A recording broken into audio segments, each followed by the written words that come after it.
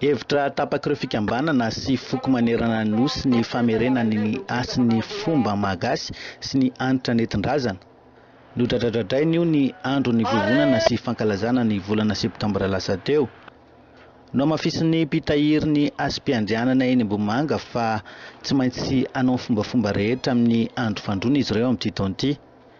Na dia mifandray aza ny toninandro, tsy azo ampilaharina amin'ny taom-baovao ankalazaina amin'ity volana ity ny andro fandroana. Ny atao hoe fandroana nge dia ny fanazariana ny asim-piandrianana ao anatin'ny firenena anankiray sy ny soatoavina ary ny kolontsain'ny firenena anankiray, indrindraindrindra raha ohatra tany misy mpanjaka ary ny filazana hoe fandroana sy ny filazana hoe taom-baovao dia tsy azo ampilaharina mihitsy ireo fa misy mahasamihafa azy. Ny taom-baovao nge na iarahaba ny dadabe amin'ny telefônina izako hoe tratran'ny taona dadabe fa taom-baovao ny andro dia vita e. Fa ny fandroana misy fomba matotra tena tsy maintsy atao e. Ny fandroana zany dia sady fety ara-panahy, no fety ara-tsaina, no fety ara-tsosialy, ara-piarahamonina, no fety ara-toekarena ary fety ny royauté zany. Zay le fandroana. Ny amin'ny taom-baovao tsy apahany kely amin'izay fotsiny no iaina ny vahoaka eto ambonin'ny tany. Tsy misy famonoana omby ataon'ny olona amin'ny taom-baovao, tsy misy fisoroana ataon'ny olona amin'ny taom-baovao, tsy misy fiantsoana sy fanajana ny razam-panjakana sy ireo masim-piandrianana rehetra eo amin'ny tany sy ny fanjakana rehefa taom-baovao. Mandaingara misy milaza fa hoe rehefa taom-baovao ny andro 1er janvier dia manao an'izany e. Tsisy mandaingara misy milaza an'izany. Fa ny andro fandroana zany dia zava-dehibe teto Madagasikara ho an'ny malagasy, satria ny fandroana dia fihaonam-be ary fifanasana amin'ireo mpitahiry ny asim-piandrianan'ny firenena mpiray tanin-drazana eto Madagasikara. Fandroana ihany koa nge ny filazan'ireny hoe fandronan-drika sy ny hoe fitampo reny na tsangatsaina e. Fa ny teto-merina aloha dia fandroana no izy. Ka ho averina efa laza pahabe maso zay horetany ren-danitra teo anatre ny haino amanjery rehetrarehetra teny Ambohimanga Rova, teny Antanànamasina, satria zao ho averinay eto imerina ny andro fandroana satria efa tafapetraka amin'ny toerany le asim-piandrianan'ny Madagasikara no tehirizina teto merina, dia azo averina tsara eo indray eo amin'ny toerana io no atomboka le tena fandroana. Fa tsy taom-baovao zany ve na taom-baovao hafa akory, fa raha ny vanim-potoana fanaovana ny andro fandroana dia io vanim-potoana fanaovany merina ankehitriny ny taom-baovao malagasy io. Io zany mifanandrify amin'ny vanim-potoana fanaovana ny andro fandroana io. Ka zay amin'ity taontikatra zany anomboka ampahafantatra ny vahoaka rehetra eran'ny Madagasikara sy ampianatra ny zanaky ny merina mparitaka eran'ny Madagasikara hoe ohatry ny ahoana le tena fanao dia inona le tsy maintsy atao dia inona le tsy azo atao ary inona le tsy fanao rehefa tonga ny andro fandroana. Fa tsy maintsy misy fisoronana eo ary tsy maintsy misy fanaka masina mivoaka eo ho ajariana ny asim-piandrianan'ny tany ho ajariana eo amin'ny andro fandroana, ny asim-piandrianan'ny vahoaka ho ajariana eo amin'ny andro fandroana, ny asim-piandrianan'ny fanjakana malagasy ho ajariana eo amin'ny andro fandroana. Samy manao ifomba avokoa manerana ny nosy sy ny foko rehetra eto Madagasikara, fa ny filaza azy no samihafa. Raha te hamerina ny fomba malagasy ny foko merina, tsy maintsy misy fisoronana ary tsy maintsy misy fomba entina hanajariana ny asim-piandrianan'ny tany sy ny fanjakana malagasy ary ny vahoaka. Ekena ary mazava ny fisian'ny fizarazarana misy amin'ny fomba sy finoany tsirairay hoy izy, tsy fanakianana izany ary samby tokony handray izay tandrify azy ny tsirairay. Aza adonoina kosa e, fandrianam-pony merina sy ny razana nge nametraka hafatra tamin'ny olona izay nitokisany e, hoe ajaonareo ny razako, hasinonareo ny razako, fa masina, hajaonareo ary hasinonareo ary ivavahanareo ny Andriamanitry ny razako, fa masina, ary mita ary manome fanambinana sy fitahiana ary mahasoa sy mahatsara mahavelona, mahatsara mahavelona ny vahoaka, mahavelona ny fanjakana.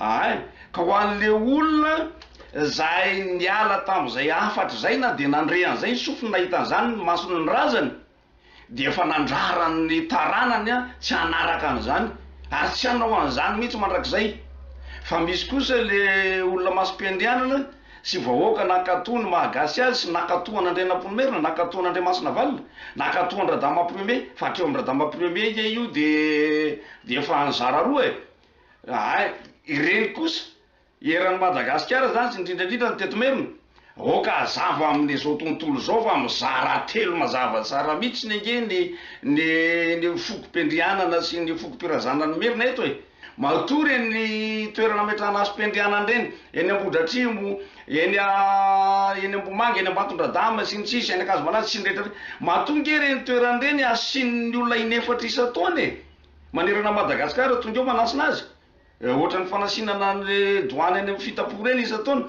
misy asom-piandrianana mahagatsy azy eo ajainy ary ka na ohatra ka hoe mahay ny fomba kristianina azy izy tsy nanariny io zay ny mampizara telo azy le kristianina tena nanary ny fomban-drazany dia manohitra ny fomban-drazany io hatramin'ny taranany ary mety andorony reny toerany reny tsy mety avetany reny mihitsy ary nanositra maloto manohitra zany le olona tena mitazona an'le fomban-drazany kosa nefa ny ary tena mifitotra amin'io hatramin'ny tarana sy ny faramandimbony tsy mbola nandoro eglizy na mety aveta eglizy na nanositra fotaka ny lohan'ny mopera sy paster tsy nanao an'izany reo fa manao ny azy ampahendrena sy ampanajana izy de misy le latsaka le fahatelo zany latsaka eo ampovoany misabaka any am-piangonana izy miakanjo fotsy lohan'ny fiangonana ray aman-dreny mpiangonana fa rehefa tonga ny alakosy tonga ny alamady dia manatitra omby anankiray eny Mangabe izy na manatra omby anankiray eny amin'ny fasan'Andriana eny Ambohidratrimo mba hanajanony razany zany hoe ajainy no maha-kristianina azy ajainy koa ny razany ajainy asom-piandrianana razany amiko zany de zao zay mety aminao atao ary zay tsara aminao atao zay mahasoanao atao fa ary aza manimbony an'olona ary aza manazimpazimbony an'olona na ny finoan'ny olona fa eo amin'ny zon'olombelona amin'ny lalàna ny zon'olombelona eto ambonin'ny tany dia afaka mino zay tiany inona ny olombelona rehetra tsirairay vao maika moa fa afatra napetraky ny mpanjaka razanay sy ireo masom-piandrianana razanay dia zay mitazona an'izay.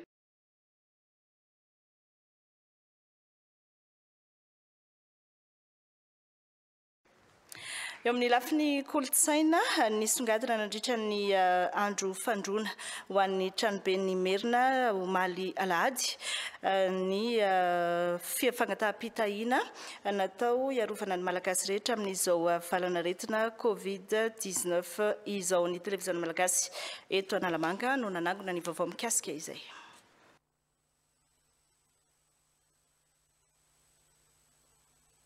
Nifantoka tamin'ny vavaka fangataham-pitahiana ho an'ny tanindrazana sy ho an'ny malagasy rehetra ny fanatotosana ny andro fandroana ho an'ny tranoben'ny Merina ny alahady 20 aprily teo. Nisy arak'izany fanolorana sorona omby vola vita nentina nanatotosany fomba. Zany hoe tsy dia misy mahasamihafa azy loatra amin'ny fanaovana ny fitapona ny tsangatsaina ny avaratra na ny fandroanandrika. Fa eto Merina zany dia ny fandroana no natao. Zany hoe misy mampiavaka kely ihany ny atao hoe taom-baovao malagasy sy ny fandroana. Satria tamin'ny andron'ireo mpanjaka taloha zany dia tsy nitenenina hoe taom-baovao malagasy fa ny fandroana ny fomba mitondrana azy. Dia ny zavatra natao teto Androany zany dia ny fandroana fa tsy ny taom-baovao malagasy. Ny votoatiny moa sy ny tena zavatra ny fitorana dia ny fangataham-pitahiana ho an'ny tanindrazana sy ny malagasy rehetra. Indrindrandrindra mba azahoana fahasalamana tanteraka ho an'ny malagasy tsy hanavahana eo anatrehany zay rehetra mety atrehany malagasy ny Covid-19 mafy dia mafy izy dia tsy maintsy ampidirina ao anatin'ny andro fandroana ny fangatahana ny fitahiana ny malagasy manontolo. Dia ankoatran'izay dia ny fanaovana ny andro fandroana misy ampandroana mihitsy ny zava-masina sy ny fanaka-masina rehefa avy nandro sy ny tioa ny tompony sy ny mpitahiry azy ary ny mpiandry azy. Manana anjara toerana lehibe eo amin'ny fiainam-pirenena ny famerenan-kasina ny fomba mampanao malagasy ka tsy tokony tsinotsiniavina. Ny Taolo rahateo dia manana ny fomba manokana nentina niary ny vahoakany, izany indrindra no anton'izao.